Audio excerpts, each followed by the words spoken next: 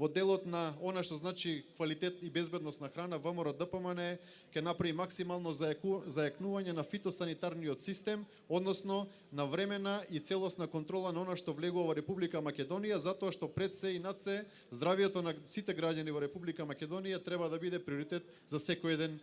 еден функционер. Во делот на пласманот на земјоделските производи, горлива тема која што ја слушаме изминативе години, ќе спомнам само 3 од сетот на мерки кои што ќе значат практично решавање на овој горлив проблем, а тоа е да ќе се донесе нов закон со модифицирани и зајакнати услови во делот на кој се може да откупува земјоделски производи во Република Македонија, со посебен акцент на исплатата на земјоделските производи кои што ќе бидат откупени. Тука неминовно е да се спомнат и изградба на ново модерни откупно-дистрибутивни центри кои што веќе години уназад се зборуваат, а никако да станат реалност во Република Македонија. И она што сметам дека е во првите 3 приоритети е да секоја година Министерството, владата донесе минимални производствени цени кои што ќе бидат оној минимум за секој еден земјоделски производ во тековната година, бидејќи само така ќе можеме да зборуваме за рентабилно земјоделско производство. Во делот на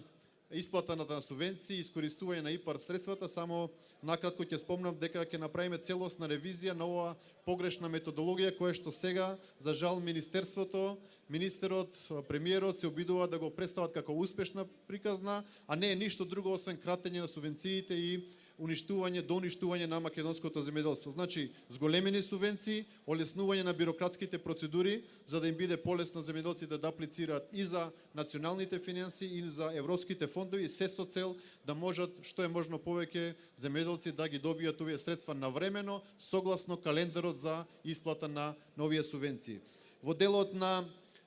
водостопанството, како битен сегмент, затоа што климатските промени си го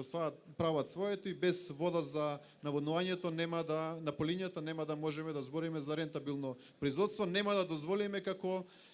сега во моментов како што е најголемата хаварија случена во Росоман, тоа е цевководот Макарија, кој што практично ги снабдува Градско и Росоман со вода за полевање, да имаме ваква ситуација каде што практично преку 5000 хектари ќе останат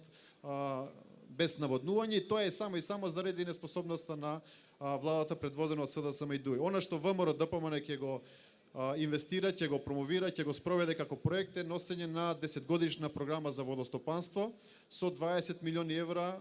инвестиции на годишно ниво за изградба, одржување на постоечките системи за наводнување, затоа што наводнувањето треба да биде во приоритетите. Не можеме да замислиме земјоделско производство без наводнување на македонските полиња. И за крај, во интерес на времето, земјоделското земјиште како еден битен сегмент и ресурс за земјоделско производство, најавуваме целосна ревизија на она што значи погрешна распределба на земјоделското земјиште и злоупотреби од страна на власта, каде што гледаме дека